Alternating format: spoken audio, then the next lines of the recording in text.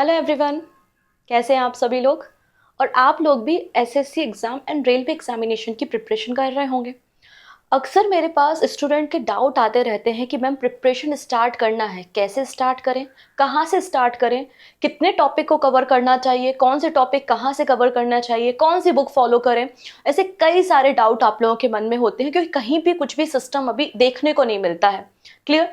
तो मैं इन सारी प्रॉब्लम का सोल्यूशन लेकर आई हूँ। जैसा कि मैंने कहा था कि सरप्राइज लेकर आऊंगी और वही ये सरप्राइज है केवल आप लोगों के लिए, जिससे आप लोग इस साल कम से कम सिलेक्शन तो ले ही लें। क्योंकि इस साल आपको भी पता है बहुत सारी वैकेंसी हैं। अभी रेलवे की और वैकेंसी आने वाली हैं, रेलवे की कुछ वैकेंसी आउट हो चुकी हैं। अभी आपका सीजीएल का भी आ जाएगा, एसएससी का कैलेंडर अपना एक होता है, करेक्ट। तो काफ़ी सारी वैकेंसी हैं, ठीक है। और यूट्यूब पे भी आप देखेंगे तो बहुत सारे चैनल्स हैं, या फिर आप मार्केट में जाओगे तो बहुत सारी बुक्स हैं। लेकिन कितना पढ़ना है और कैसे पढ़ना है, कौन से टॉपिक को पढ़ना चाहिए और कौन से टॉपिक को स्किप कर देना चाहिए, क्योंकि हर चीज़ हम दिमाग में नहीं रख सकते और इतनी चीज़ें हमें याद रहेंगी भी नहीं। तो अपनी जो अप्रोच है उसको सिलेक्टिव कीजिए, जिससे आप एग्जामिनेशन को क्रैक कर पाएं। क्लियर है। तो सबसे अच्छा तरीका होता है PYQs, कि लास्ट 3 सालों में अलग अलग एग्जाम में क्या क्वेश्चन बने हुए हैं। तो सबसे पहले मैं आपको हिस्ट्री की तैयारी करवाती हूँ, ठीक है। क्योंकि बहुत सारे लोगों की डिमांड थी हिस्ट्री पढ़ना है, हिस्ट्री पढ़ना है, कौन सी बुक पढ़े, इस तरीके से बातें कर रहे थे। तो इस हिस्ट्री से शुरुआत करेंगे, हिस्ट्री के बाद हम साइंस को कवर करेंगे, जिससे ये दोनों सब्जेक्ट तो मैं आपको कवर करा दूंगी और कोशिश करूंगी और भी सब्जेक्ट को कराऊं। और करेंट अफेयर्स तो मॉर्निंग 8 AM पे चल ही रहा है, ठीक है। तो हम यहाँ पे बेसिकली करने क्या वाले हैं, एसएससी के जो डिफरेंट एग्जाम होते हैं जैसे कि सीजीएल, एमटीएस, सीएचएसएल, सीपीओ और जेई, ये जो 5 मेन एग्जाम एसएससी कंडक्ट कराता है। तो इन पांचों एग्जाम के पिछले 3 सालों में हिस्ट्री में जो जो क्वेश्चन पूछे गए हैं हम उनको यहाँ पे कवर करेंगे। इससे क्या होगा, इससे ये होगा, एक तो आपको अलग से कोई बुक नहीं खरीदनी पड़ेगी, 3 सालों के PYQs आप कवर कर लोगे। पहली चीज, सारे शिफ्ट के मतलब एसएससी सीजीएल 2022 में जितनी भी शिफ्ट हुई थी उनके सबके हिस्ट्री के क्वेश्चन, फिर वैसे ही हम यहाँ पे साइंस के क्वेश्चन, इस तरीके से काम करेंगे।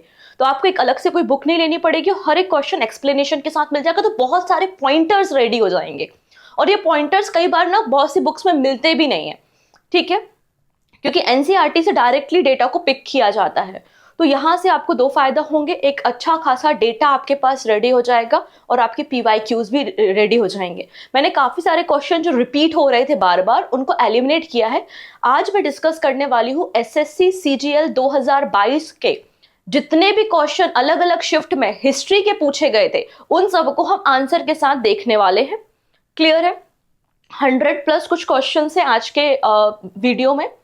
तो आप लोग से रिक्वेस्ट है, वीडियो को पसंद कीजिएगा, लाइक कीजिएगा, ठीक है। और अपने फ्रेंड्स के साथ शेयर करेंगे, वो सारे फ्रेंड जो एसएससी रेलवे स्टेट एग्जाम की प्रिपरेशन कर रहे हैं। तो सबके लिए ये वीडियो यूजफुल रहेगा। तो आपको कोई और सोर्स फॉलो नहीं करना पड़ेगा या कोई बुक नहीं खरीदनी पड़ेगी PYQs को कवर करने के लिए। बात समझ में आ रही है तो जल्दी से एक बार लिंक को शेयर कर दीजिए, क्योंकि वीडियो बनाने में आपको भी पता है बहुत मेहनत का काम है। बिल्कुल मैं 4 बजे से को अपलोड करने वाली थी, बट वीडियो रेडी नहीं हो पाया था, इसलिए थोड़ा सा डिले हो गया।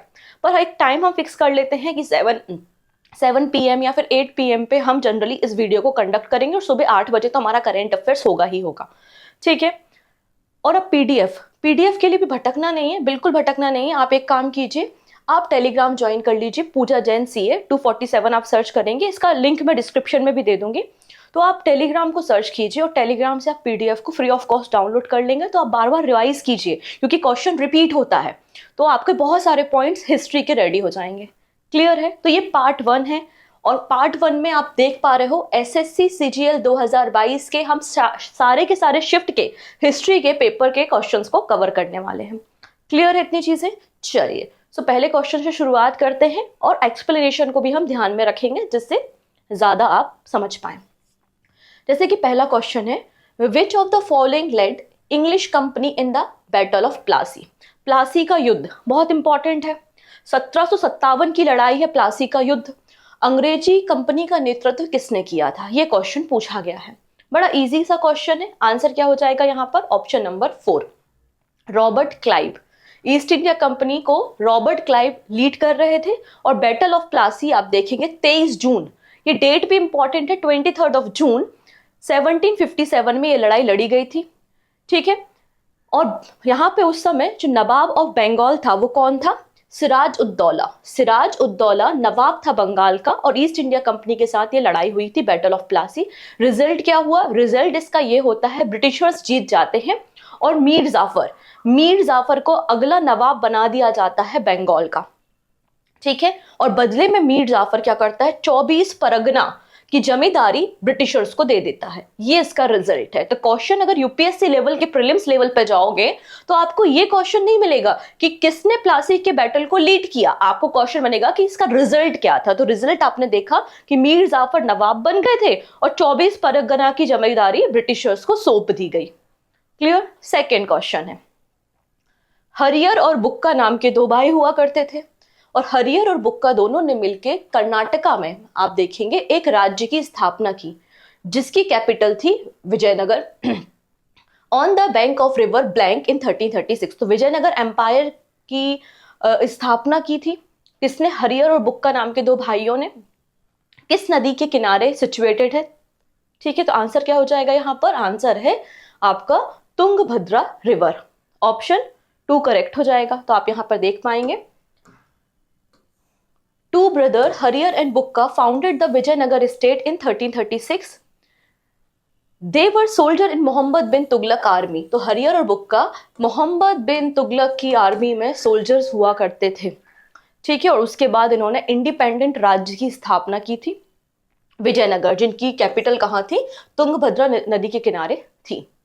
अब यहाँ पर एक क्वेश्चन है, इस क्वेश्चन में देखिए क्या बोला गया है, which of the following combination of ruler and predecessor is correct with respect to the Delhi सल्तनत।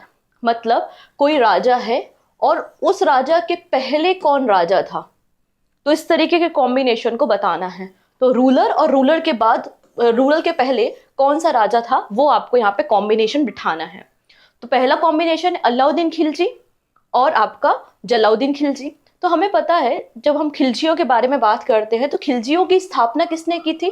जलाउद्दीन खिलजी ने की थी, और जलाउद्दीन खिलजी के बाद अलाउद्दीन खिलजी गद्दी में बैठे थे। क्लियर? यही कार्यक्रम हुआ था। तो रूलर कौन है? अलाउद्दीन खिलजी, और प्रीडेसर कौन था? जलाउद्दीन खिलजी। तो पहला स्टेटमेंट करेक्ट हो रहा है। नेक्स्ट है जलाउद्दीन खिलजी और अलाउद्दीन खिलजी, ये तो गलत हो रहा है कि जलाउद्दीन खिलजी ने रिप्लेस किया था अलाउद्दीन खिलजी को, तो ऐसा तो बिल्कुल था नहीं, ये तो फाउंडर था। फिर मोहम्मद बिन तुगलक एंड फिरोज शाह तुगलक। ठीक है, तो आपको अगर मैं बता दूं, जब तुगलकों की बात हम करते हैं तो तुगलकों की बात जब होगी तो सबसे पहले आएगा जीटी, मतलब गयासुद्दीन तुगलक। जीटी के बाद आता है आपका एमबीटी, मोहम्मद बिन तुगलक, और उसके बाद आता है एफटी, फिरोज शाह तुगलक। अगर मोहम्मद बिन तुगलक गद्दी में है तो इसका प्रेडेसर कौन होगा? आंसर हो जाएगा गयासुद्दीन। तो ये वाला तो गलत हो जाएगा। वैसे ही अगर गयासुद्दीन तुगलक यहाँ पर रूलर है तो प्रेडेसर तो कोई था ही नहीं क्योंकि यही फाउंडर है, तो ये वाला स्टेटमेंट भी गलत हो जाएगा। बात समझ में आ रही है? तो इस तरीके के क्वेश्चन को सॉल्व करने के लिए जब भी मैं हिस्ट्री पढ़ाती हूँ, डेफिनेटली हम यहाँ पे डिटेल सीरीज स्टार्ट करेंगे, पहले पीवाईक्यूज देख लें।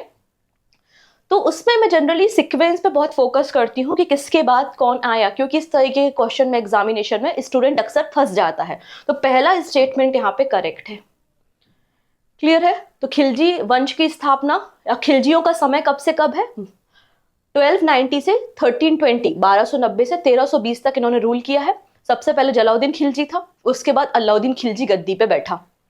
वहीं अगर तुगलकों की बात करते हैं तो तुगलकों ने 1320 से 1414 तक, 1320 से 1414 तक रूल किया है। सबसे पहले जीटी, फिर एमबीटी और फिर एफटी आए। ठीक है, तो शॉर्ट फॉर्म में याद रखो, ज्यादा इजी रहेगा। Next, Ishwar Chandra Vidyasagar set up school for girls eight.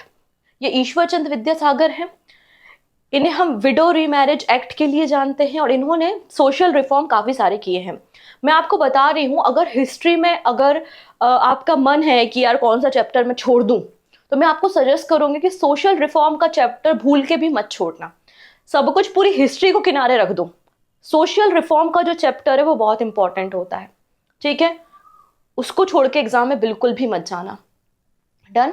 तो ईश्वर चंद्र विद्यासागर जी ने गर्ल्स स्कूल की स्थापना कहाँ पर की थी? आंसर हो जाएगा कैलकाटा में, या कोलकाता हम कह सकते हैं, क्योंकि ईश्वर चंद्र विद्यासागर जी एक बंगाली रिफॉर्मर थे और इन्होंने कई सारे जो वीमेंस के इश्यूज हैं वो सॉल्व किए, जैसे कि विडो रीमैरिज। और इनके ही बहुत प्रयासों के बाद 1856 में 1856 में विडो रीमैरिज एक्ट को पास किया गया था। तो इसलिए बहुत इंपॉर्टेंट पर्सनालिटी है हमारे। ठीक है, ऑप्शन 4 करेक्ट है। The proposed Rowlatt Act 1919 allow detention of political prisoner without trial for। अब यहाँ पे आपको पता है एक काला कानून आया था हमारे देश में जिसको हम रॉलेट एक्ट के नाम से जानते हैं। और जब इसी एक्ट के विरोध में सभा चल रही थी जलियांवाला में, तो जलियांवाला बाग हत्याकांड हुआ था। ठीक है, वो आपको घटना पता है। इसी एक्ट के विरोध में वो शांतिपूर्ण सभा जलियांबाग अमृतसर में चल रही थी।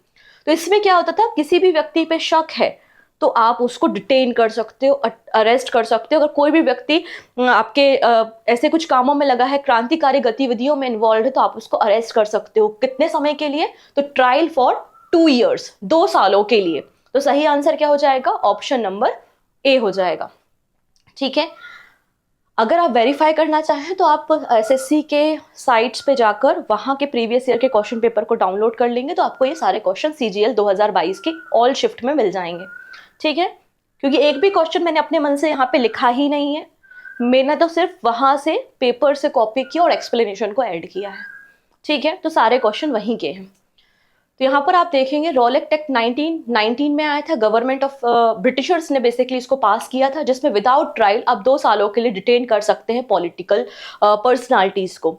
ठीक है, बेसिकली जब वर्ल्ड वॉर 1 खत्म हुआ था 1915 में, अगर हम बात करते वर्ल्ड वॉर के समय, तो क्रांतिकारी गतिविधियों को हम थोड़ा सा रोक सकें।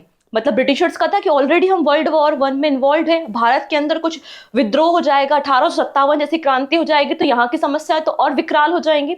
तो क्यों ना हम सारी गतिविधियों को बंद करा देते हैं, और कोई भी पर्सन अगर ऐसी कोई गतिविधि में इन्वॉल्व है तो उसको हम पकड़ के जेल में डाल देंगे। क्लियर है? नेक्स्ट है, in which of the following year was the treaty of Salbai sign. अब यहाँ पर ब्रिटिशर्स ने कई सारी लड़ाइयाँ लड़ी, Anglo Mysore war, Anglo Sikh war, Anglo Maratha war. और ये सारी वॉर्स का आपको टाइमलाइन और कैसे ये रिजॉल्व हुई, मतलब इसके पीछे कौन से संधि इन्वॉल्व थी, ये चैप्टर हमारे लिए इंपॉर्टेंट होता है। ठीक है, तो यहाँ पर हम एंग्लो मराठा वॉर के बारे में बात कर रहे हैं, और एंग्लो मराठा वॉर से ही रिलेशन है आपका ट्रिटी ऑफ सालबाई या सालबाई की संधि का। तो सालबाई की संधि 1782 1782 में साइन की गई थी, और ये रिजल्ट है फर्स्ट एंग्लो मराठा वॉर का। अगर स्पेसिफिक आप डेट याद रखना चाहो तो 17 मई 1782, 17th of May 1782 is the right answer, option 4। ओह, कोई बात नहीं, चलिए हम देख लेते हैं। विच of the following is not correct regarding king Harshvardhan.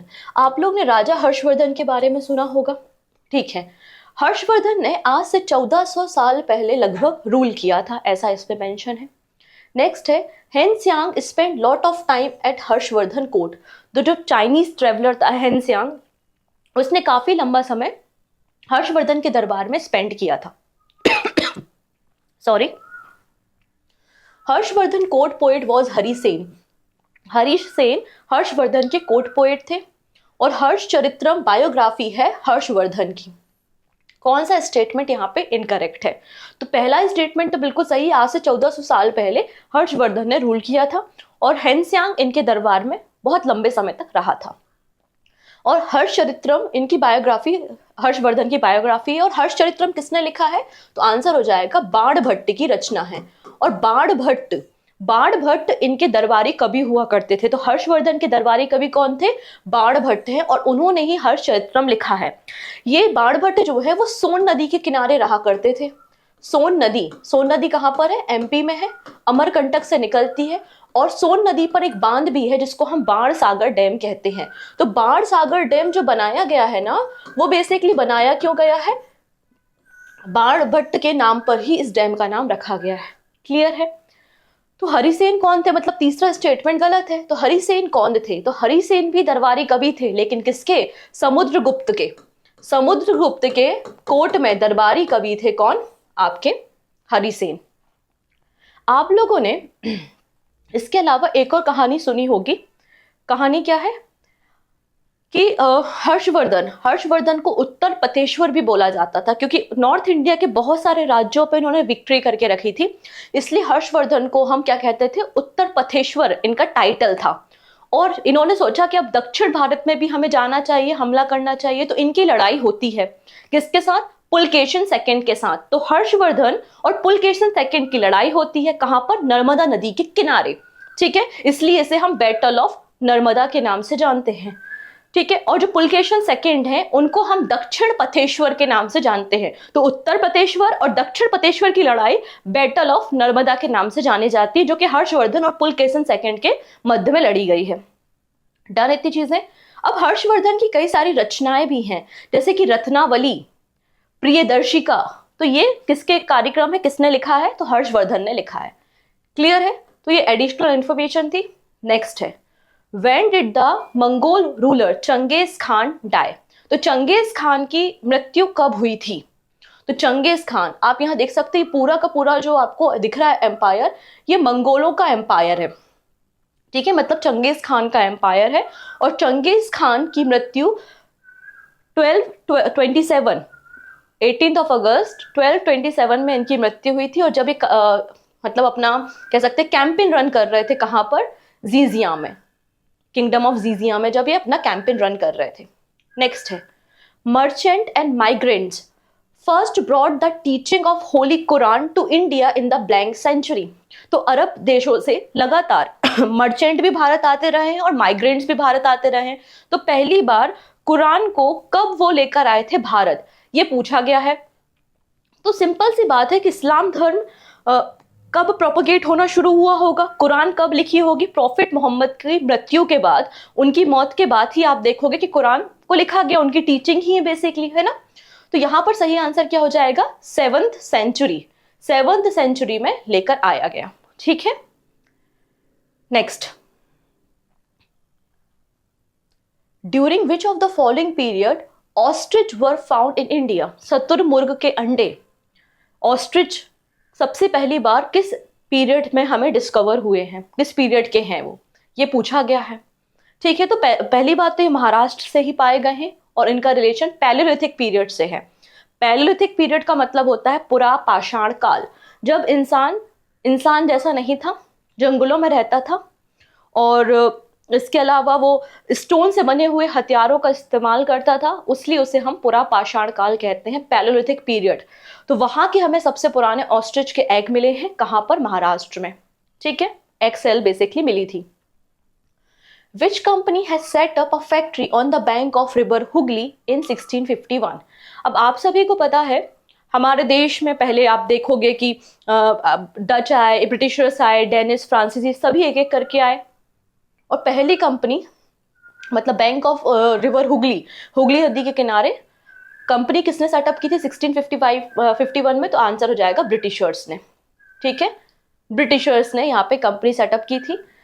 Basically British east India को जो फरमान दिया गया था या चार्टर जो पास किया गया था वो क्वीन एलिजाबेथ वन ने किया था 1600 में, और उन्होंने कहा था कि आप भारत में जाइए और भारत में जाके व्यापार कीजिए, और जब तक आप भारत में व्यापार करते और दूसरी कोई यूरोपियन कंपनी ब्रिटिश से नहीं आएंगी भारत में व्यापार करने के लिए, ठीक है। दादा भाई नौरोजी वॉजा, दादा भाई नौरोजी कौन थे, तो कौन थे भाई, एक बिजनेसमैन थे दादा भाई नौरोजी। कुछ इंपॉर्टेंट पर्सनालिटीज जो होती है अभी हम देखेंगे क्वेश्चंस के साथ, तो उनकी पर्सनालिटीज के लिए आपको उनकी बायोग्राफी को पढ़ना थोड़ा सा जरूरी हो जाता है, ठीक है। तो आप कोशिश कीजिए कि दादा भाई नौरोजी के बारे में आप सारा ज्ञान अर्जित कर लें। तो दादा भाई नौरोजी कौन थे, एक बिजनेसमैन थे, ठीक है। इन्हें grand old man of India के नाम से भी जाना जाता है, और इन्हें हम अनऑफिशियल एम्बेसडर ऑफ इंडिया के नाम से भी जानते हैं। पॉलिटिकल लीडर होने के साथ साथ एक राइटर और स्कॉलर भी थे। इसके अलावा जब इंडियन नेशनल कांग्रेस का फॉर्मेशन हो जाता है, और आपको पता है दिसंबर के महीने में हर साल क्या होता था, इंडियन नेशनल कांग्रेस की मीटिंग होती थी, तो उस मीटिंग में सेकेंड मीटिंग 9th और 22nd नंबर की मीटिंग में प्रेसिडेंट कौन रहा है, आंसर है दादा भाई नौरोजी रहे हैं, ठीक है। Next, Beti text that is mentioned in the inscription of Chola dynasty was taken in the from। अब बेती टेक्स्ट का रिलेशन किससे है, तो देखो अभी तक जो कंक्लूजन निकला है वो मैं यहां पर मेंशन कर रही हूं। पहला है सोशल रिफॉर्म, ठीक है, सोशल रिफॉर्म। दूसरा है आपका एंग्लो मराठा, सिख, मैसूर वॉर, ठीक है, और थर्ड है आपका चोला एंड विजयनगर। तो आपको की टॉपिक्स पता चल चुके हैं कि जो मैक्सिमम क्वेश्चंस देखने को मिलेंगे वो आपको इन 3 टॉपिक से मिलेंगे, और इन 3 टॉपिक को आपको किसी भी कीमत पे स्किप नहीं करना है। आप पूरी हिस्ट्री छोड़िए, लेकिन मैं यहाँ पे जो टॉपिक मेंशन करते जाऊंगी वो टॉपिक आपको स्पेशली पढ़ने ही पढ़ने हैं, ठीक है, इतनी चीजें। चलो, सो बेती टैक्स का रिलेशन किससे है? तो इसका रिलेशन होता है फोर्स लेबर से। ऑप्शन 4 यहाँ पे करेक्ट हो जाएगा।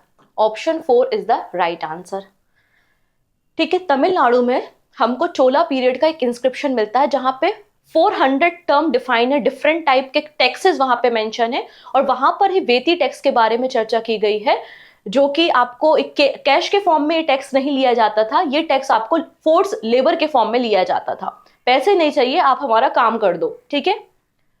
The Chinese Buddhist pilgrim Hiuen Tsang came to the India subcontinent about blank year ago. कितने साल पहले हेनसियांग भारत आया हुआ था? तो आंसर हो जाएगा यहाँ पे 1400 साल पहले। बिल्कुल आप यहाँ से लिंक कर सकते हो, जैसे कि अभी एक क्वेश्चन देखा था कि हर्षवर्धन का जो समय है वो आज से 1400 साल पहले है, तो ये उन्हीं के समय आया हुआ था, तो 1400 साल पहले आया हुआ था। क्वेश्चन को आप रिलेट कीजिए, क्योंकि हेनसियांग का जो समय है वो किसके समय का है? हर्षवर्धन के समय का ही है। चलिए, नेक्स्ट है Sultan Mahmud of Ghazni was a contemporary of which Chola king. मतलब जब महमूद गजनी का हमला हो रहा था भारत में, उस समय चोला किंगडम या दक्षिण भारत में कौन रूल कर रहा था? तो ये वही है जो चोला किंगडम के सबसे महान राजा कहलाते हैं, और नाम क्या हो जाएगा? राजेंद्र वन। राजा वन सबसे बड़े, सबसे महान चोला किंग है, और इनके समय रूल किसका था? राजेंद्र वन का था, राजेंद्र वन। नेक्स्ट है Hiuen Tsang and other pilgrim spend time studying in Nalanda. Nalanda में इन्होंने बहुत अधिक समय स्पेंड किया था, स्टडी किया था। तो बोला जा रहा है कि नालंदा कहाँ पे है? तो सभी को पता है नालंदा कहाँ पर मिल जाएगा आपको? बिहार में, ठीक है। ओके, अब दिल्ली सल्तनत, आपको यहाँ पे करेक्ट सीक्वेंस बताना है, ठीक है। किसके बाद कौन आया? सोचो जरा, आंसर करने की कोशिश करो। हाँ जी, तो दिल्ली सल्तनत के पहले राजपूत थे, तो राजपूतों से शुरुआत करते हैं। तो सबसे पहले राजपूत थे, बाद में आप देखोगे राजपूत के बाद टर्किश रूरल आए, मतलब आपकी स्लेव या फिर आपके गुलाम वंश आए। गुलाम के बाद खिलजी, खिलजी के बाद तुगलक, तुगलक के बाद सैयद, और सैयद के बाद लोधी, और लोधी के बाद आए फिर मुगल। समझ में आया? तो दिल्ली में पहले रूल किसका था? पृथ्वीराज चौहान का समय था, याद आया? तो बिल्कुल राजपूतों का रूल था। राजपूतों के बाद फिर गुलाम वंश, इब्राहिम आपका ये सॉरी कुतुबुद्दीन ऐबक और इल्तमिश आए। उसके बाद ये खिलजी आए, खिलजी के बाद तुगलक, आपके जीटी, एमबीटी और एफटी आए। उसके बाद सैयद आए, और सबसे लास्ट रूलर कौन था आपका?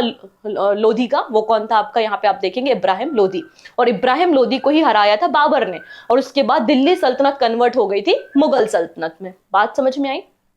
तो सही आंसर हो जाएगा option 4। The first session of Indian National Congress was held at. बहुत ही इजी क्वेश्चन है कि इंडियन नेशनल कांग्रेस का पहला अधिवेशन कहां पर हुआ था? तो सभी को पता है, ऑप्शन नंबर ए, बॉम्बे में हुआ था, ठीक है, गोकुलदास तेजपाल संस्कृत कॉलेज में।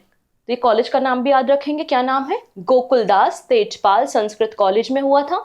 और पहले प्रेसिडेंट कौन थे? व्योमेश चंद्र बैनर्जी थे, और टोटल 72 लोगों ने इस सेशन को अटेंड किया था। इंडियन नेशनल कांग्रेस का स्थापना कब हुई थी? तो 28 दिसंबर को 1885 में 1885 में हुई थी, और किसने की थी? A.O. ह्यूम ने की थी। क्लियर? तो ऑप्शन ए बिल्कुल करेक्ट है। Who among the following rule in India between 1266 and 1287? इस समय में किसका रूल था हमारे कंट्री में? जरा याद करने की कोशिश कीजिए, सोचिए, सबसे पहले कौन था, कौन रहा होगा इस समय? चलिए, ये वही व्यक्ति है जिन्होंने नवरोज या नौरोज जो फेस्टिवल है उसकी शुरुआत हमारी कंट्री में की थी। तो आंसर हो जाएगा बलबन, गयासुद्दीन बलबन। 1266 से 1287 तक इन्होंने रूल किया है। और जब इल्तुतमिश के समय चहलगानी सिस्टम था तो चहलगानी सिस्टम में ये भी पार्ट थे। इसके बाद इन्होंने चहलगानी सिस्टम को खत्म कर दिया, उसका विद्रोह भी किया था, ठीक है। और इन्होंने एक मिलिट्री डिपार्टमेंट भी बनाया था जिसका नाम है दीवान ए अर्ज। इसके अलावा इन्होंने सिजदा और पावोस जैसे सिस्टम की शुरुआत की थी, मतलब जो राजा है वो भगवान के समान है, उसके हाथों को चूमना, इस तरीके के सिस्टम बलबन ने शुरू किए थे। बलबन ने नवरोज फेस्टिवल की शुरुआत की थी। और ब्लड एंड आयरन, लोह रक्त की नीति भी अपनाने वाला कौन था? बलबन था। तो इसका समय ही 1266 से 1287 के बीच में है। क्लियर है? Next, in the early 11th century the Chola king Rajendra one build a Shiva temple, Shiva temple का कंस्ट्रक्शन करवाया और इसमें कई सारे सन पेडिस्टल्स थे जिनको सीज किया गया था। बेसिकली इन्होंने एक युद्ध लड़ा था और उस राजा को जीतने के बाद वहां से इस तरीके से बहुत सारे पिलर्स लेकर आए थे और पूरा मंदिर इसी से बनाया था। तो वो कौन सा किंगडम था ये पूछा गया है। ये बहुत डीप क्वेश्चन है, राइट? तो आंसर क्या हो जाएगा यहाँ पे? चालुक्याज, ऑप्शन 3। चलिए नेक्स्ट क्वेश्चन है, which of the following officer was not held by the poet Harisena. अब जो दरबारी कवि हुआ करते थे उनको कुछ मंत्रालय भी दिया जाता था, और जो हरिसेन है ये तो दरबारी कवि है समुद्रगुप्त के। इसके अलावा आप लोग ने प्रयाग प्रशस्ति, इलाहाबाद पिलर इंस्क्रिप्शन के बारे में सुना होगा, कई बार एग्जाम में पूछा भी गया है। तो इलाहाबाद पिलर इंस्क्रिप्शन में 33 लाइन्स भी हरिसेन ने ही लिखी हैं। और हरिसेन पोएट होने के साथ साथ कुछ पोर्टफोलियो को भी हेल्ड करते थे। कौन कौन से?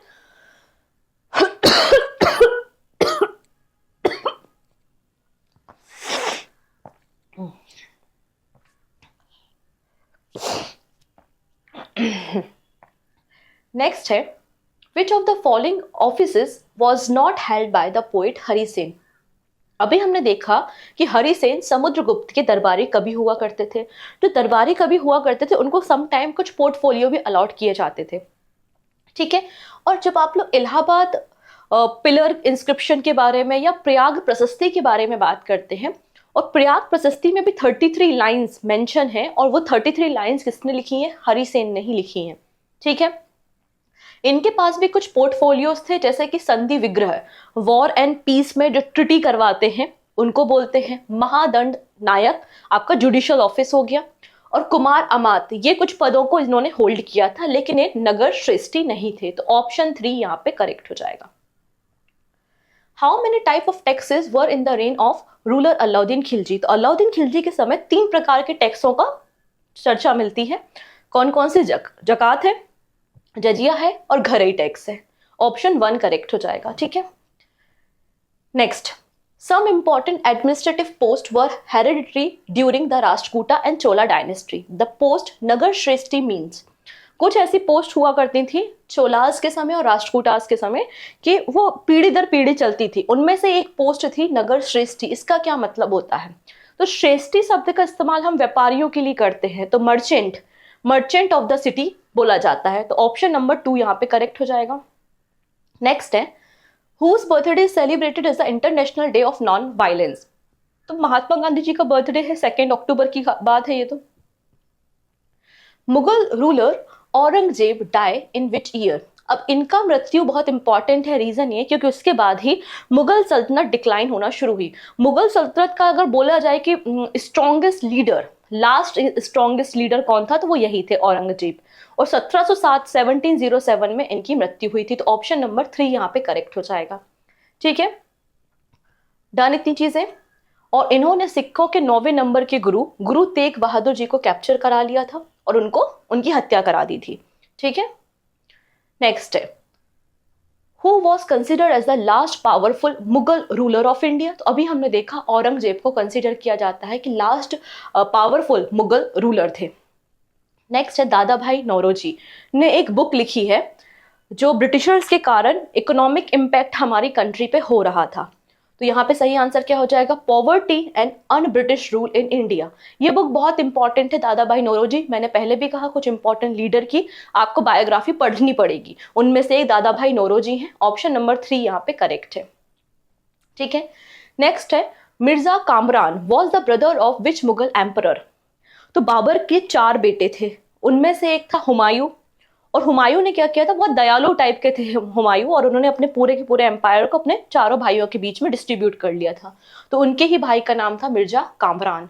तो option number 1 is the right answer. जहां पे जरूरत है वहां पे एक्सप्लेनेशन करूंगी, क्योंकि डिटेल में तो हिस्ट्री वीडियो पढ़ेंगे, यहाँ पर तो इसलिए है आपको पता चले कि कौन से टॉपिक, और आपके पीवाईक्यू भी रेडी हो जाए। ठीक है। The arms act which disallow Indian from having arms was passed in.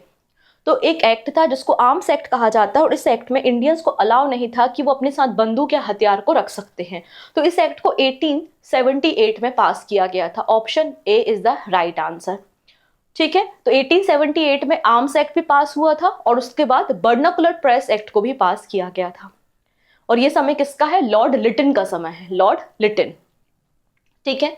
Next है, सरफरोशी की तमन्ना अब हमारे दिल में है, देखना है जोर कितना बाजुए कातिल में है। ये जो डायलॉग है, ये जो वर्ड्स है, ये किसके हैं? तो आंसर सभी को पता है, राम प्रसाद बिस्मिल जी के शब्द है ये। ठीक है, डन। नेक्स्ट है, the first English factory in Bengal set up on the bank of river Hooghly. कुछ देर पहले भी हमने बात की थी कि 1651 में, 1651 में हुगली में पहली ब्रिटिश फैक्ट्री को स्थापित किया गया था बंगाल में। Option number 4 is the right answer. Done. Ajmer become the सूबा हेडक्वार्टर अंडर द। तो अजमेर राजपूतों का गढ़ हुआ करता था अजमेर एक समय पे, और फिर बाद में इसे सूबा हेडक्वार्टर बना लिया गया था। किसके समय पे? तो मुगलों के समय पे। कौन था वो मुगल? अगर मैं बात करूं तो वो मुगल कौन था आपका, यहाँ पर शाहजहां के समय की बेसिकली ये बात है। ठीक है। Ravi Kirti was the court poet of which of the following dynasty ruler.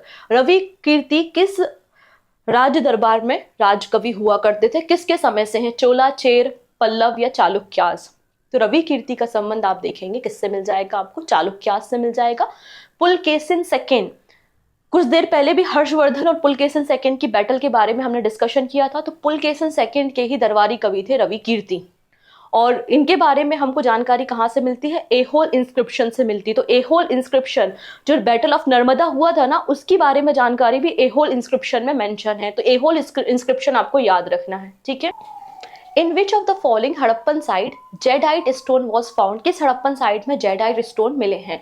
Basically ये स्टोन चाइना के आसपास के एरिया में ज्यादा देखे गए हैं, और हमारे देश में ये जो दाओजली हेडिंग एरिया है वहां से इन स्टोन को पाया गया है, ब्रह्मपुत्र वैली के पास में। नेक्स्ट है, the Durga temple at Aihole build about blank year अगो। तो एहोल में जो दुर्गा टेम्पल बना है वो कितने साल पुराना है? तो आंसर हो जाएगा यहाँ पर, वो लगभग 1400 साल पुराना है। ठीक है। कर्नाटका स्टेट में सिचुएटेड है, और चालुक्यास ने इस दुर्गा टेम्पल का कंस्ट्रक्शन करवाया है। Option 4 is the right answer. ये सारे क्वेश्चन सीजीएल के हैं। Okay. British parliament transfer the power of East India Company to the British crown in. तो ये अभी मैंने आपको क्वीन एलिजाबेथ के बारे में बताया था, जिन्होंने एक फरमान दिया था कि ब्रिटिशर्स को अलाउ किया था कि भारत में जाके व्यापार करें, और बाद में क्या हुआ था, ईस्ट इंडिया कंपनी ने की जो पावर है वो ट्रांसफर कर दी गई थी ब्रिटिश क्राउन को। ये कब हुआ था? जब 1857 की क्रांति हो गई थी, 1857 के रिवॉल्ट के बाद 1858 में हुआ था। तो option number 2 is the right answer. और 2 अगस्त 1851 को ये हुआ था। ठीक है। चलो मैं आपको बता देती हूँ, 2 अगस्त को मेरा बर्थडे होता है, और इस दिन ही पावर को ट्रांसफर किया गया था। Okay. Next, who among the following ruler appointed Ladha and Pira to gardener to the high administrative post. कुछ राजा ऐसे भी हुआ करते थे जो अपने कुक, बार्बर या फिर गार्डनर को क्या करते थे? हाई एडमिनिस्ट्रेटिव पोस्ट भी अपॉइंट करते थे। तो यहाँ पे वो रूलर कौन है? मोहम्मद बिन तुगलक। ठीक है। अब यहाँ पर आप देख सकते हैं अजीज कुमार, ये वाइन डिस्टिलर थे, इनको भी हाई एडमिनिस्ट्रेटिव पोस्ट मिली थी। फिरोज हजम जो कि बार्बर थे, उनको भी पोस्ट मिली थी। और 2 गार्डनर तो आपने देखे लिए, लाधा एंड पीरा, इनको भी हाई एडमिनिस्ट्रेटिव पोस्ट एमबीटी ने दी थी। ठीक है। In which of the following year was the Indian National Congress split into the 2 groups. तो नरम दल और गरम दल 2 ग्रुप्स में डिवाइड हो गई थी इंडियन नेशनल कांग्रेस। कब हुई थी? सूरत स्प्लिट 1907 1907 की घटना है। Option 3 is the right answer. According to the Brihat Samhita, what do you call the process of baking scent, mouth perfume and the bath powder. मतलब जो भी खुशबूदार चीजें हैं उनको बनाने की प्रक्रिया बृहद संहिता में मेंशन है, उसे क्या कहा जाता है? तो खुशबू को हम अदर लैंग्वेज में गंध भी बोल सकते हैं, तो यहाँ पे जो शब्द दिख रहा है आपको गंध्योकली, ऑप्शन 2 बिल्कुल करेक्ट हो जाएगा। आप देखेंगे संस्कृत में लिखी गई है आपकी बृहद संहिता 6th सेंचुरी में उज्जैन में। अब इस बुक में आपको वाइड एरिया कवर है, जैसे कि एस्ट्रोनॉमी के बारे में, रेनफॉल, आर्किटेक्ट, परफ्यूम का प्रोडक्शन कैसे करता है, जेम्स, आपकी सेरेमनी, सबकी चर्चा यहाँ पर बृहद संहिता में की गई है।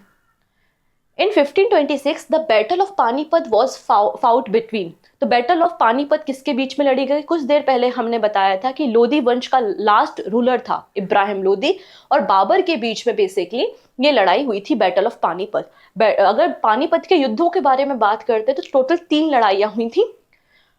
1526 में पहली, 1556 में दूसरी और 1761 में तीसरी, मतलब 1526, 1556 and 1761। Clear? Next, in 1600 the East India Company acquired a charter from which ruler? तो क्वीन एलिजाबेथ वन से इनको चार्टर मिला था, जैसा कि हमने 2-3 बार डिस्कस कर लिया है। चलिए अब बात करते हैं महात्मा गांधी जी ने जो नॉन कॉपरेशन मूवमेंट, असहयोग आंदोलन है, उसको वापस ले लिया था, कॉल्ड ऑफ। क्या रीजन था? तो आपको पता है 1922 में एक घटना हो गई थी जिसको हम चोरी चोरा कांड या चोरी चोरा इंसिडेंट के नाम से जानते हैं, और उसके बाद असहयोग आंदोलन को वापस ले लिया गया था। तो ऑप्शन नंबर यहाँ पे करेक्ट क्या हो जाएगा? 2 हो जाएगा। कुछ क्वेश्चन बहुत इजी हैं और कुछ क्वेश्चन है जो बहुत ज्यादा टेक्निकल टाइप के आपको देखने को मिलेंगे, ठीक है। नेक्स्ट है, who among the following ruler ruled before Prithviraj Chauhan? Prithviraj Chauhan के पहले किसका रूल था? तो पृथ्वीराज चौहान के पहले पालाज रूल करते थे और अंगद पाल का यहाँ पे रूल आपको देखने को मिल जाएगा। ऑप्शन 2 बिल्कुल करेक्ट हो जाएगा, ठीक है।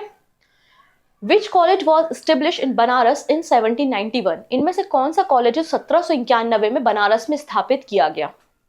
तो आंसर क्या हो जाएगा यहाँ पे? ऑप्शन नंबर 3, हिंदू कॉलेज को 1791 में हमारे जो एंशिएंट संस्कृत है उसको स्टडी कराने के लिए इसको सेटअप किया गया था, ठीक है। और उस समय जो गवर्नर थे वो लॉर्ड कॉर्नवालिस थे। डन। तो संस्कृत आपका हिंदू कॉलेज है 1791 में बनारस में। अब यहाँ पे ये तो बहुत इजी सा क्वेश्चन है कि पुराण और आपके महाभारत को कंपाइल किसने किया है? तो आपको पता है आपके जो महर्षि व्यास ने। Option 3 is the right answer. Next है, Sultan Mahmud came to India from which of the following city of Afghanistan? तो किस सिटी से अफगानिस्तान के महमूद आया था? तो महमूद गजनी क्यों बोलते? क्योंकि गजनी से वो आया था। तो ऑप्शन 1 यहाँ पे करेक्ट हो जाएगा, कोई दिक्कत नहीं है।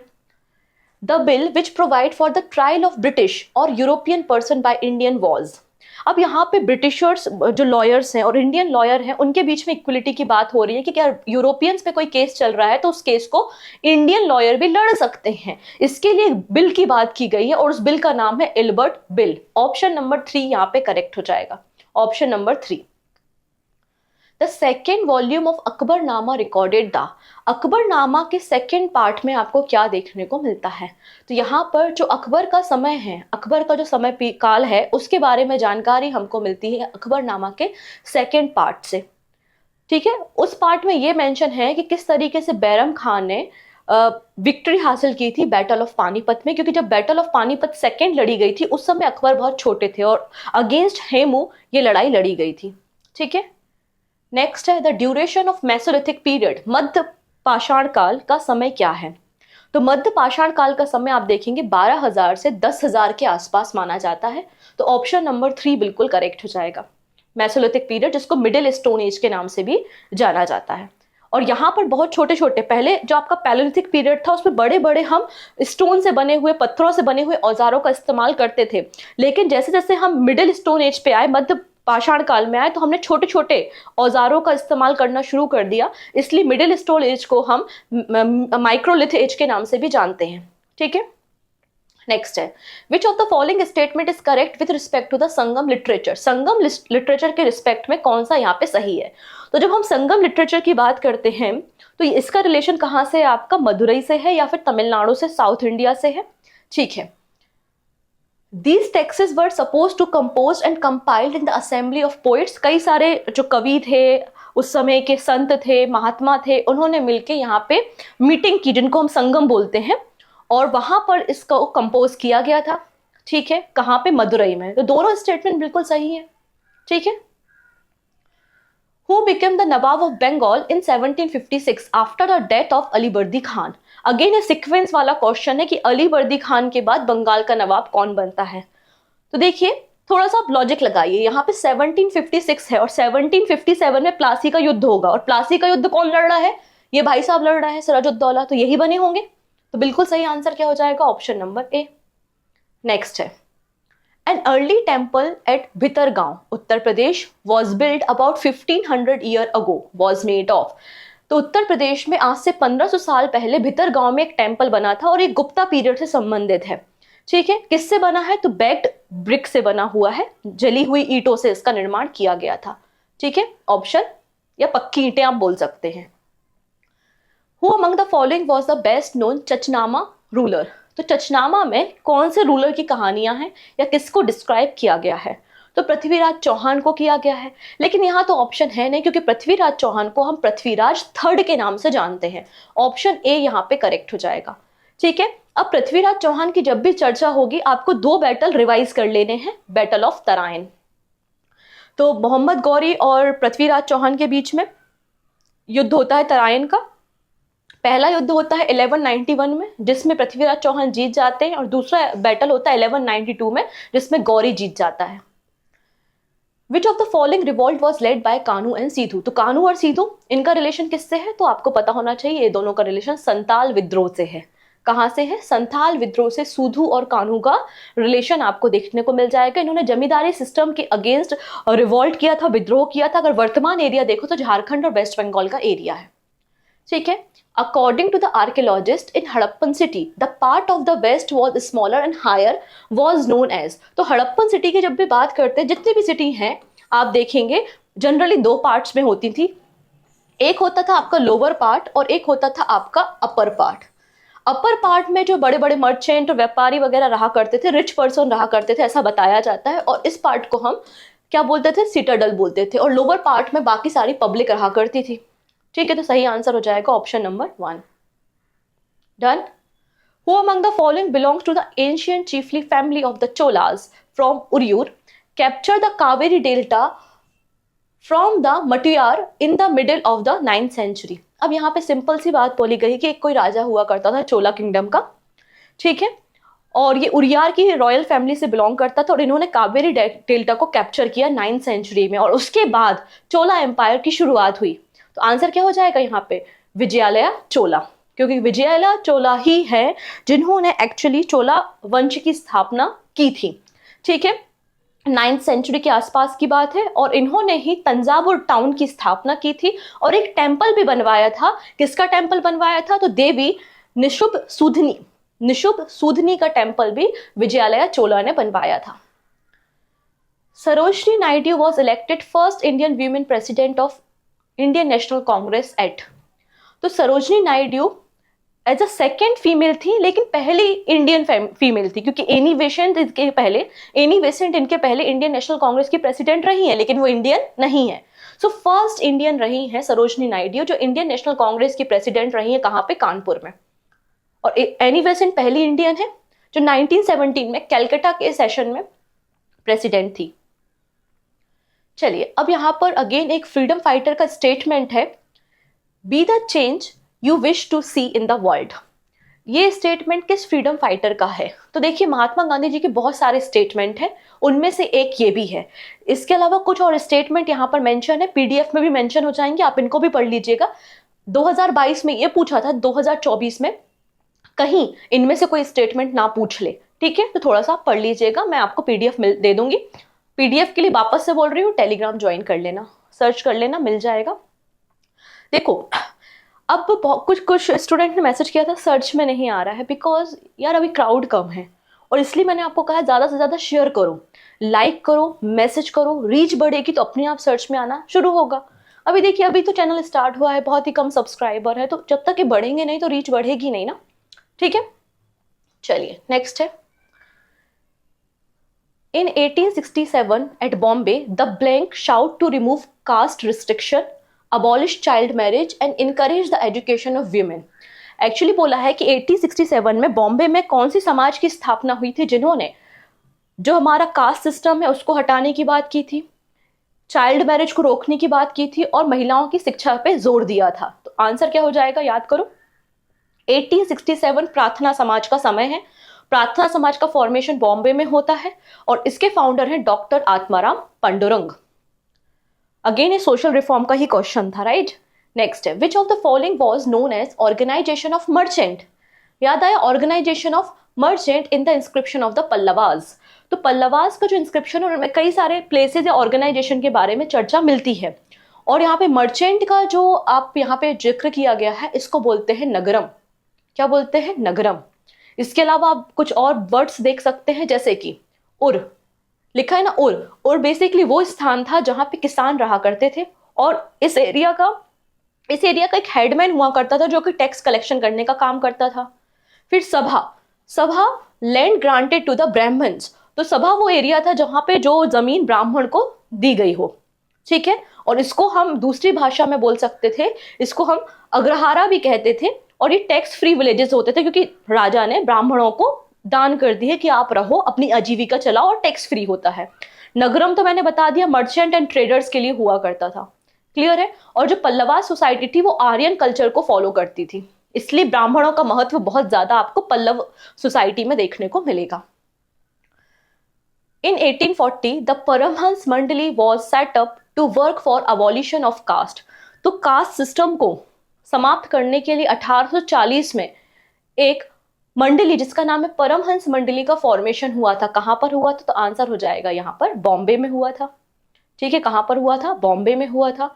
एंड फाउंडर कौन है, तो आप देख सकते हैं दादोबा पांडुरंग इसके फाउंडर हैं। अगेन ये क्वेश्चन भी सोशल रिफॉर्म से है। अब देखो वापस चोलाज आ गए, तो ये चोला, विजयनगर, ये बार बार सीजीएल में भर भर के क्वेश्चन इनसे पूछे हैं, तो ये तो आप छोड़ के जाना ही मत, मैं अभी से बोल रही हूँ, ये टॉपिक पढ़ना ही है। Chola inscription mention several category of land, which of the following land was known as a gifted to the temple.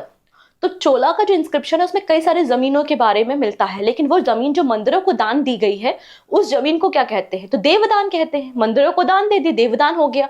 Option 1 is the right answer, ठीक है। इसके अलावा आप दूसरी जमीनों को भी पढ़ सकते हैं, जिनमें से ये वाली जमीन से भी क्वेश्चन बना है, सालभोग स्कूल्स के लिए दी गई जमीन, ठीक है। अब battle of Plassey, again battle of Plassey was fought between English company and Nawab of Bengal in which year. तो 1757 1757 में बैटल ऑफ प्लासी को लड़ा गया था। Babur ruled over Delhi till blank year. तो बाबर ने मुगल सल्तनत की शुरुआत की थी दिल्ली सल्तनत का खात्मा करके, लेकिन बहुत ही कम समय, लगभग 4 साल तक ही रूल कर पाया था, 1526 से लेकर 1530 तक। तो ऑप्शन नंबर यहाँ पे 1 करेक्ट हो जाएगा। Krishna third of Manyakheta belongs to which dynasty. तो कृष्णा थर्ड का रिलेशन किस राजवंश से है, तो कृष्णा थर्ड का रिलेशन आप देखेंगे आपको मिल जाएगा राष्ट्रकूटा से। और राष्ट्रकूटास के फाउंडर कौन है, आंसर हो जाता है दंती दुर्ग ने स्थापना की थी राष्ट्रकूट वंश की, और कृष्णा थर्ड भी इसी से बिलोंग करते थे। और कृष्णा थर्ड ने डिफीट किया था परांकत चोला को, और इस लड़ाई को हम बैटल ऑफ तकोलम के नाम से जानते हैं। तो चोलास और राष्ट्रकूटास के बीच की बैटल है battle of Takkolam. Done. Next, who among the following defeated Mughal emperor Humayun at Chausa. Chausa की लड़ाई की बात हो रही है, तो चौसा की लड़ाई हुमायूं और शेर शाह के बीच में हुई थी। तो आंसर क्या हो जाएगा, ऑप्शन नंबर 3, ठीक है। ऑप्शन नंबर 3, शेर शाह सूरी और हुमायूं के बीच में ये बैटल लड़ी गई थी। Samudragupta mother belong to which of the following gana. ठीक है, अब समुद्रगुप्त गुप्ता पीरियड में अगर हमें जो पढ़ना होता है वो चंद्रगुप्त सेकेंड होते हैं, समुद्रगुप्त होते हैं, कुमारगुप्त होते हैं। तो कुछ इंपॉर्टेंट रूलर हैं जिनके बारे में पढ़ के जाना चाहिए, उनके आर्ट कल्चर के बारे में, उनके इंस्क्रिप्शन के बारे में। उनमें से एक समुद्रगुप्त भी है। इनकी जो मदर थी वो लिच्छवी थी, ठीक है। इनकी मदर कुमार देवी थी जो लिच्छवी गण से बिलोंग करती थी, और फादर कौन थे, चंद्रगुप्त थे, ठीक है। नेक्स्ट है, Nagabhata was the king of which of the following dynasty. तो नागभट्ट किस डायनेस्टी से थे, तो नागवंश आपको देखने को मिल जाएंगे आपके प्रतिहार वंश से। नागभट्ट गुर्जरा प्रतिहार से बिलोंग करते थे, नॉर्थ इंडिया में इन्होंने रूल किया है, और अपनी कैपिटल उज्जैन या अवंती को बनाया था जो मध्य प्रदेश में है। Ahmednagar was finally annexed by the Mughal. तो फाइनली अहमदनगर को एनेक्स किसने किया था, तो अहमदनगर को एनेक्स करने का काम मुगलों ने किया था। कब, 1637 में किया था, शाहजहां के समय। The Paris Indian society was an Indian nationalist organisation founded in. तो पेरिस इंडियन सोसाइटी का फॉर्मेशन कब हुआ? तो ये फॉर्मेशन हुआ था 1905 में, उसी समय जब बंगाल का पार्टीशन भी हुआ था। तो पार्टीशन, पेरिस और 1905 बंगाल का पार्टीशन सबको याद रहता ही है, ठीक है।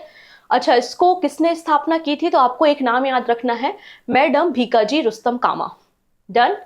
Which of the following metal was use to make weapon and tool in Harappan site. अब हड़प्पन साइट में गोल्ड और सिल्वर तो नहीं था, तो क्या होगा भाई? कॉपर होगा। कॉपर के यहाँ पे वेपन्स और टूल्स हमको देखने को मिलते हैं, बेसिकली कांसा का मिलता है। कांसा ऑप्शन में है नहीं, अगर ब्रोंज होता तो हम ब्रोंज पे टिक करते, ठीक है। Option 3 is the right answer, ठीक है। डू और डाई, करो या मरो, यार ये तो बहुत फेमस है। क्विट इंडिया मूवमेंट, भारत छोड़ो के समय ये नारा दिया गया था बाय द महात्मा गांधी, ठीक है। तो महात्मा गांधी जी के स्टेटमेंट से 2 क्वेश्चन हमने देख ली। तो महात्मा गांधी जी ने कब, कहां पे क्या कहा है, पढ़ लीजिएगा, ठीक है। नेक्स्ट बात करते हैं, विच of the following dynasty was not a part of try parties struggle. त्रिपक्षीय संघर्ष, 3 राज्यों के बीच क्या हुआ एक युद्ध, उसका पार्ट कौन सा? एम्पायर नहीं है। तो जो त्रिपक्षीय युद्ध है या ट्राई पार्टीज स्ट्रगल है, ये राष्ट्रकूट, पाल और गुर्जर प्रतिहार के बीच में हुआ था। मतलब ये जो कदम्बा है वो इसका पार्ट नहीं है। इसे हम कन्नौज ट्रायंगल वॉर के नाम से जानते हैं, इसे हम कन्नौज ट्रायंगल वॉर के नाम से भी जानते हैं, ठीक है। इंपॉर्टेंट है, याद रखेंगे। मणि मेखलई, मणि मेखलई एक तमिल साहित्य, तमिल लिटरेचर है। तो Manimekalai describe the story of which of the following, किसकी स्टोरी है? अब कुछ इंपॉर्टेंट महाकाव्य या खंड काव्य होते हैं ना, वो किस पे बेस्ड है? जैसे कि मेघदूत से क्वेश्चन बनता है कि मेघदूत में किस शहर का वर्णन किया गया है, या श्रीनगर के बारे में जानकारी हमें राज तरंगिणी या फिर कल्हड़ की किस रचना से मिलती है, समझ रहे हो? तो कुछ इंपॉर्टेंट काव्य रचना को आपको पढ़ना पड़ेगा, उसमें क्या डिस्क्रिप्शन है। तो वैसे मणि मेखलई जो है उसमें कोवलन और उसकी बेटी माधवी, कोवलन एंड माधवी डॉटर की चर्चा की गई है। मणि मेखलई में कोवलन और माधवी की बेटी की चर्चा है, ठीक है। A history of British India, ये पुस्तक किसने लिखी है? A history of British India किसी ब्रिटिशर्स ने लिखी है, जेम्स मिल, ठीक है। Option 3 is the right answer.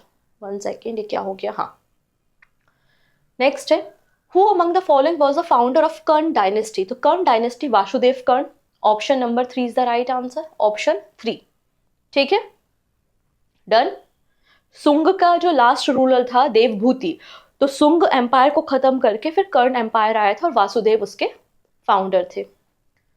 Next है, how many delegates participate in the second session of Indian National Congress. आप कहीं भी पढ़िए, इनफैक्ट बुक्स में भी पढ़िए, बुक्स में भी आपको पहला इंडियन नेशनल कांग्रेस का सेशन डिस्क्राइब किया जाता है कि 72 डेलीगेट्स आए थे, लेकिन सेकेंड सेशन को चर्चा कोई करता नहीं है, लेकिन सीजीएल ने तो कर ली। तो ये सब बातें एनसीईआरटी में पता चलती है, लेकिन इतना समय नहीं है कि आप बस एनसीईआरटी को लेकर बैठ जाओ और पूरा पढ़ें, ठीक है। तो आपको थोड़ा स्मार्ट मूव करना चाहिए। पीवाईक्यू सबसे स्मार्ट तरीका होता है ऐसे क्वेश्चंस के आंसर पता करने का। तो आंसर हो जाएगा 434, 434, ठीक है। नेक्स्ट है, Thanjavur was the capital of which dynasty. तो तंजावुर किसकी कैपिटल थी? तो ये चोलास के समय की बात है। विजयालय चोला के बारे में अभी हमने डिस्कशन भी किया था, तो ऑप्शन नंबर 2 यहाँ पे करेक्ट हो जाएगा, ठीक है। विजयालय चोला जो थे वो फाउंडर थे चोला एम्पायर के। Which of the following was not a main center of revolt of 1857? 1857 की क्रांति भी एक इंपॉर्टेंट टॉपिक है और उसका सेंटर क्या नहीं था? तो कानपुर था, लखनऊ था, बरेली भी था, लेकिन रोहतक कभी सुना है? नहीं सुना भाई, तो ऑप्शन 3, ठीक है। बाकी लखनऊ में तो अवध की बेगम थी, बेगम हजरत महल थी, कानपुर में नाना साहेब थे, पेशवा बाजीराव थे, ठीक है। नेक्स्ट है, which of the following book was written by Aryabhatta. तो आर्यभट्ट ने लिखी है आर्यभट्टियम, बहुत ईजी था ये तो। Warren Hasting become the first governor general of India. तो वॉरेन हेस्टिंग हमारे देश के पहले गवर्नर जनरल बने थे 1773 में, 1773 में, जब रेगुलेटिंग एक्ट आया था। Option number 3 is the right answer. चलिए, अब ये क्वेश्चन थोड़ी देर पहले डिस्कस किया था, तो मैं वापस डिस्कशन नहीं करूंगी। यहाँ पर मैंने जब विजयालय चोला के बारे में बताया था, जिन्होंने तंजावुर टाउन की स्थापना की थी, 9वीं सेंचुरी में चोला किंगडम की स्थापना की थी, और उन्होंने एक गॉडेस निशु भाषुदिनी का भी टेम्पल बनाया था, और वो कहां पर है? विजयालय चोला की बात की जा रही है, ठीक है। Option 3 is the right answer. Next है, who wrote the book title gift to monotheism. मतलब एक ही भगवान है, एक ही भगवान की उपासना करो, इस डायरेक्शन में बात करने के लिए एक बुक लिखी गई है, और ये बुक किसकी है? राजा राम मोहन रॉय की है। राजा राम मोहन रॉय के जितने भी वर्क हैं, उन्होंने क्या क्या काम किया, क्योंकि ये बहुत ही इंपॉर्टेंट सोशल रिफॉर्मर रहे, इनकी बायोग्राफी भी आपको पढ़नी है। तो आपका होमवर्क है, आप 2 बायोग्राफी पढ़ो, दादा भाई नौरोजी की पढ़ लो और राजा राम मोहन रॉय की पढ़ लो, ठीक है। नेक्स्ट है, in ancient time the area of south of the Ganga was known as. जब हम 16 महाजनपदों के बारे में बात करते हैं तो गंगा नदी के साउथ में जो था वो था मगध। तो यहाँ पर मगध की बात की गई है, ठीक है। परमहंस मंडली थोड़ी देर पहले चर्चा की गई थी। परमहंस मंडली का फॉर्मेशन 1840 1840 में हुआ था। क्वेश्चन रिपीट होते हैं एसएससी में, देखो 2022 के ही सारे शिफ्ट की बात करो तो कई क्वेश्चन आपको रिपीट दिख रहे हैं, ठीक है। कैपिटल ऑफ चालुक्यास, चालुक्यास की कैपिटल क्या थी बताइए? आंसर हो जाएगा यहां पर एहोल। एहोल इंस्क्रिप्शन पे भी हमने डिस्कशन कर ही लिया है, ठीक है। अब वुड डिस्पैच का रिलेशन किससे है? तो वुड डिस्पैच का रिलेशन किससे है? एजुकेशन से है। इसे हम Magna Carta of English education in India भी कहते हैं, ठीक है। नेक्स्ट है, when did the Indian independence act receive the British royal assent? अब यहाँ पर इंडिया इंडिपेंडेंस एक्ट के बारे में बात कर रहे हैं, और इसे जैसे कि अगर हम बिल पास करते हैं, लोकसभा से पास होता है, राज्यसभा से पास होता है, राष्ट्रपति सिग्नेचर करते हैं, वैसे ही बात हो रही है। ये जो एक्ट है इसको ब्रिटिश रॉयल असेंट या परमिशन कब मिली? तो आंसर हो जाएगा यहाँ पर जुलाई 1947 में मिली। और उस समय जो ब्रिटिश प्राइम मिनिस्टर थे वो क्लीमेंट एटली थे, ठीक है। डन। 18 जुलाई, आप बोल सकते हैं 18 जुलाई 1947। नेक्स्ट है, Dhondo Keshav Karve was an eminent Indian who championed the cause of। Basically इन्हें किसके लिए जाना जाता है? अगेन ये सोशल रिफॉर्मर है, और इन्होंने जो अपना प्रयास किया है वो वीमेन एजुकेशन की डायरेक्शन में काम किया है, ठीक है। नेक्स्ट है, Fa-Hien. Fa-Hien begin his journey back home from which of the following Indian state? Fa-Hien भी एक हेंसियान की तरह ही चाइनीज ट्रेवलर था। ये वापस जब चाइना जा रहा था तो इसने अपनी जर्नी कहाँ से शुरू की थी?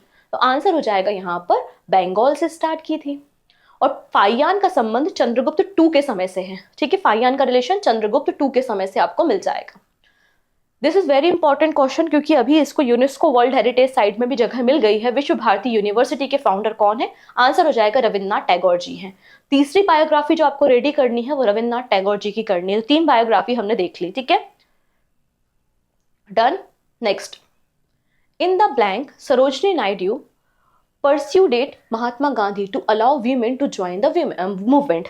यहाँ पर आपके जो सरोजनी नायडू थी उन्होंने गांधी जी से रिक्वेस्ट की, उनको समझाया कि वीमेन का पार्टिसिपेशन भी फ्रीडम मूवमेंट में आपकी जर्नी में इंपॉर्टेंट है।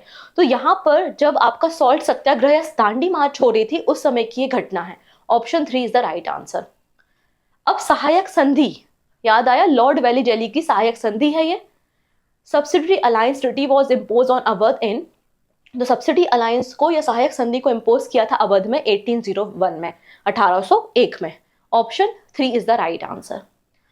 ये क्वेश्चन तो पता है कि फर्स्ट सेशन ऑफ कांग्रेस में कितने डेलीगेट्स थे? तो 72 थे, ठीक है, पढ़ चुके हम कई बार।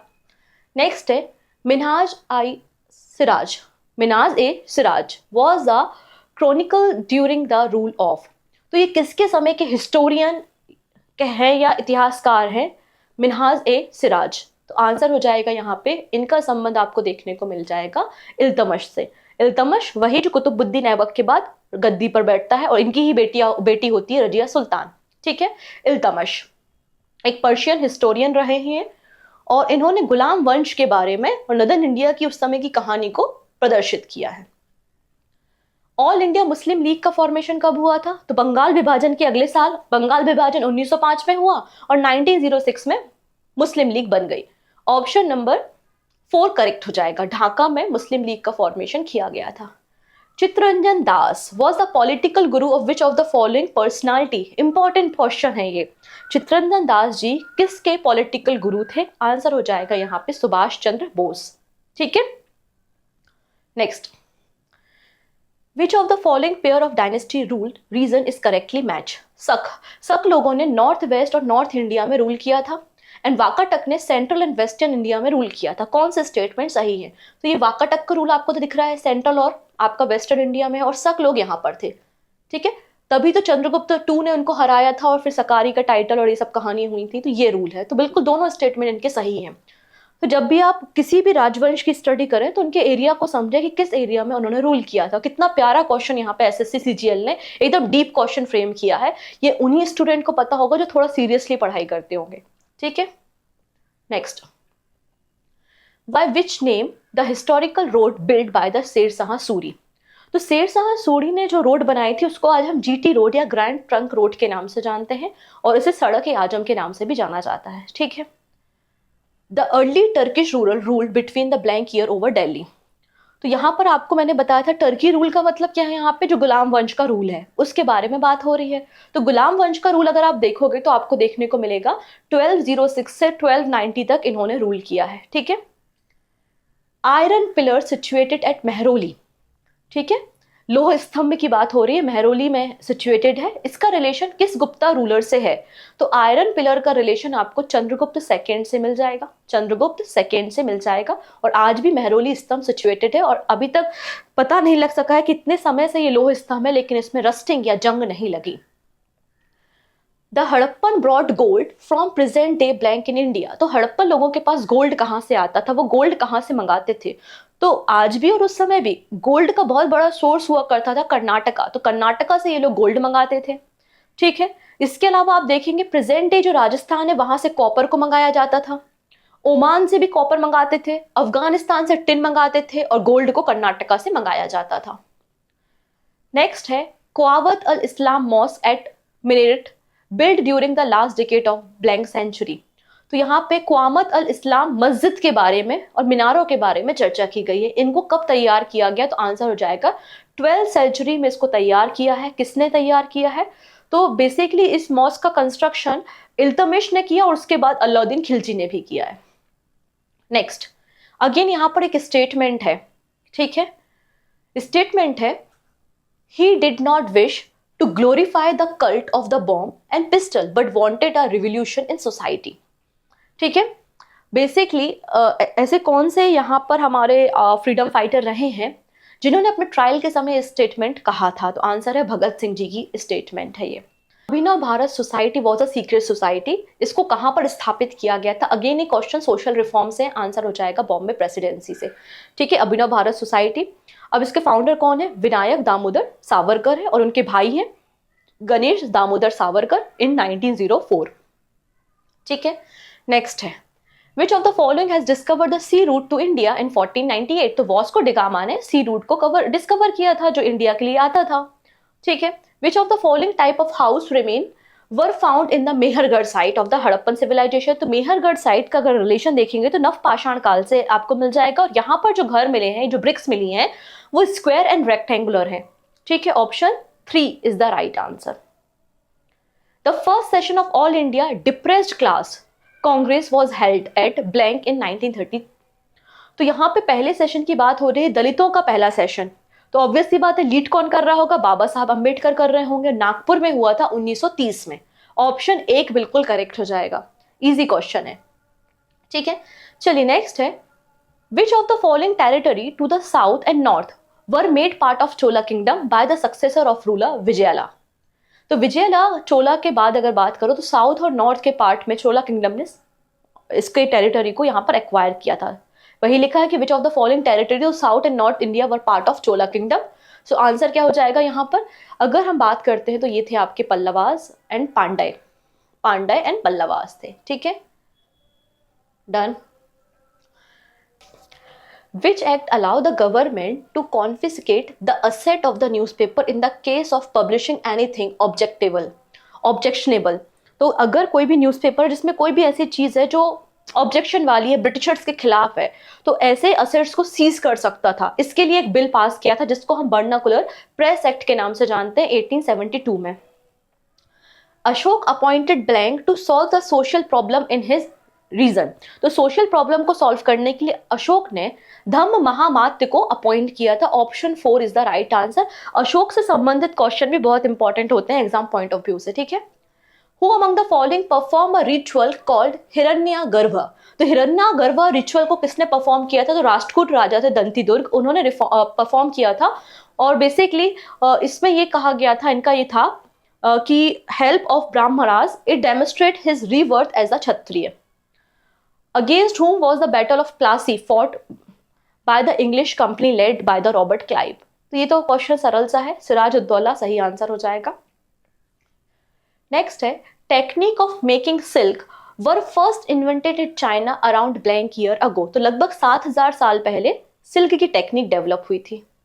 नेक्स्ट है, Prithviraj third defeated an Afghan ruler named blank in 1191।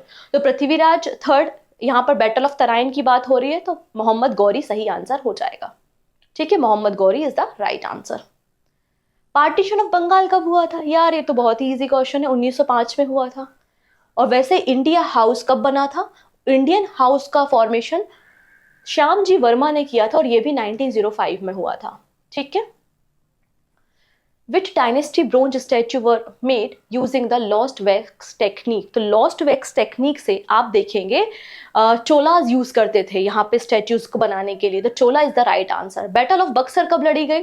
तो बक्सर का लड़ाई 1764 में हुआ था, 1764 में। Option third is the right answer. ठीक है, 22 अक्टूबर 1764 में बैटल ऑफ बक्सर लड़ा गया था। ठीक है, इसमें ज्वाइंट फोर्स थी Nawab Mir Kasim of Bengal, Nawab Sirajuddaula of Awadh and Mughal ruler Shah Alam second, और ब्रिटिशर्स के साथ ये लड़ाई हुई थी। Next, which of the following statement is correct with respect to the prashasti and land grand? तो प्रशस्ति और लैंड ग्रैंड के रिस्पेक्ट में कौन सा स्टेटमेंट करेक्ट है? तो प्रशस्ति को ब्राह्मण कंपोज करते थे, बिल्कुल सही बात है।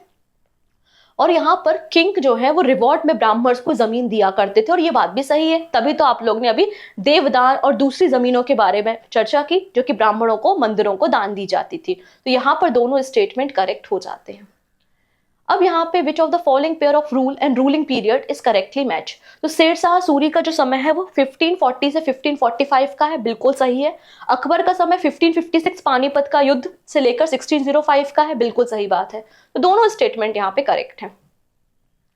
नेक्स्ट है, स्वदेश बंधन समिति का फॉर्मेशन कहाँ पर किया, किसने किया? स्वदेश बंधव समिति। तो स्वदेश बंधव समिति का फॉर्मेशन अश्विनी कुमार दत्ता ने किया था। और बेसिकली इसका टारगेट क्या था कि फॉरेन गुड्स से उनको बायकॉट करो और स्वदेशी वस्तुओं को अपनाओ। ठीक है। Based on the Macaulay minute the English education act was introduce इन। तो मैकाले मिनट का रिलेशन इंग्लिश एजुकेशन से है और इसको 1835 में लाया गया था, 1835 में। हम सब कुछ पढ़ेंगे, अभी मकसद है कि आप यहाँ पर एमसीक्यू समझोगे कैसे करने हैं। ठीक है, ये सब आपके टॉपिक है important. Identify the freedom fighter who has a child hated going to the school and found in suffocated and oppressive। ऐसे कौन से फ्रीडम फाइटर है जो बचपन में स्कूल जाना बिल्कुल पसंद नहीं करते थे, एकदम परेशान हो जाते थे, उनको घुटन महसूस होती थी स्कूल जाने में? ये वही हैं जिनको पहला नोबेल प्राइज मिला है। बिल्कुल सही समझा आप लोगों ने, रविन्द्रनाथ टैगोर। देखिए कितना डीप क्वेश्चन है, अगर आप इनकी बायोग्राफी नहीं पढ़ोगे तो आप कर ही नहीं सकते इस क्वेश्चन को सॉल्व, तो कई लगा पाओगे इसके बाद। ठीक है, डन। नेक्स्ट है, in which of the following year did Subhash Chandra Bose refer to Mahatma Gandhi as a father of nation? तो महात्मा गांधी को फादर ऑफ नेशन सबसे पहले सुभाष चंद्र बोस ने कहा था 1944 में, 1944 में। तो ऑप्शन यहाँ पे 2 करेक्ट हो जाएगा। ठीक है। नेक्स्ट है, सत्यशोधक समाज की स्थापना कहाँ पर हुई थी? तो सत्यशोधक समाज इंपॉर्टेंट है, आर्य समाज, सत्यशोधक समाज, राम कृष्ण परमहंस मिशन, ये सब सोशल रिफॉर्म से रिलेटेड है और ये आपको पढ़ने हैं। आंसर क्या हो जाएगा यहाँ पर? बॉम्बे प्रेसिडेंसी में हुई थी, ज्योतिबा फूले ने की थी महाराष्ट्र में। जियाउद्दीन बर्नी wrote his chronicles first in 1356 and another version blank year later। तो पहले इन्होंने अपना पहला जो हिस्टोरिकल वर्क लिखा वो 1356 में लिखा, उसके 2 साल बाद अपना दूसरा वर्क इन्होंने पब्लिश किया। ये बात यहाँ पे की गई है। अब अगर हम बात करते हैं जियाउद्दीन बर्नी के बारे में, तो एक पॉलिटिकल थिंकर थे, किसके समय? मोहम्मद बिन तुगलक और फिरोज शाह तुगलक के समय।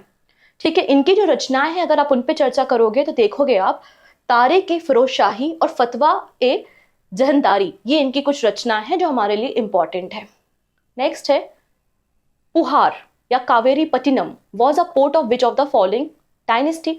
तो आप अगर देखेंगे कावेरी पट्टनम जो पोर्ट था वो चोलास के समय था। ठीक है, ऑप्शन 2 यहाँ पे करेक्ट हो जाएगा। चोलास के समय तक कावेरी नदी पे बनाया गया था। क्लियर। तो ये हमारे सारे शिफ्ट के CGL के 2022 के हिस्ट्री के क्वेश्चन है। आई थिंक कुछ नए पॉइंट्स आपको डेफिनेटली मिले होंगे, आपको दिमाग में थोड़े से टॉपिक भी क्लियर हुए होंगे कि कौन से टॉपिक हमें किसी भी कीमत पे मिस नहीं करने। आप चाहें तो मैं एक छोटी सी लिस्ट आपको यहाँ पे प्रोवाइड कर सकती हूँ कि जो टॉपिक आपको भूल कर भी मिस नहीं करने हैं। सबसे पहले अगर बायोग्राफी सेगमेंट में बात करें तो 3 बायोग्राफी आप पढ़ लीजिएगा। रविन्द्रनाथ टैगोर जी की है, नेक्स्ट आपके यहाँ पे बात करते हैं दादा भाई नेहरू की है, ठीक है, दादा भाई नेहरू हो गए, आपके रविन्द्रनाथ टैगोर हो गए, और थर्ड नाम मैं भूल गई थर्ड नाम यार याद नहीं आ रहा, ठीक है। फिर इसके अलावा अगर टॉपिक की बात करें तो आपको यहाँ पे पढ़ना है विजयनगर एम्पायर एंड चोलास के बारे में। फिर आपको अशोक के बारे में बात करनी है। अशोक के अलावा जो हमारे कोर्ट पोएट हुआ करते थे, दरबारी कवि, तो कोर्ट पोएट्स के बारे में आपको पढ़ना होता है, ठीक है। नेक्स्ट आपको चंद्रगुप्त सेकंड के बारे में और गुप्ता पीरियड के बारे में स्टडी करना जरूरी है।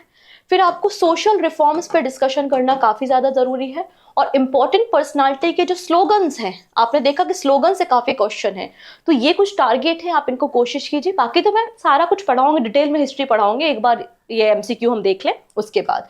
और एक छोटा सा क्वेश्चन है जिसका आंसर आप हमें कमेंट सेक्शन में देंगे। ओके, कंक्लूड करते हैं आज के सेशन को और मिलते हैं फिर नेक्स्ट वीडियो में। जाते जाते चैनल को सब्सक्राइब करके जाएंगे पहली चीज, और लिंक को शेयर करेंगे, एंड टेलीग्राम ज्वाइन कर लेंगे for PDF। So take care.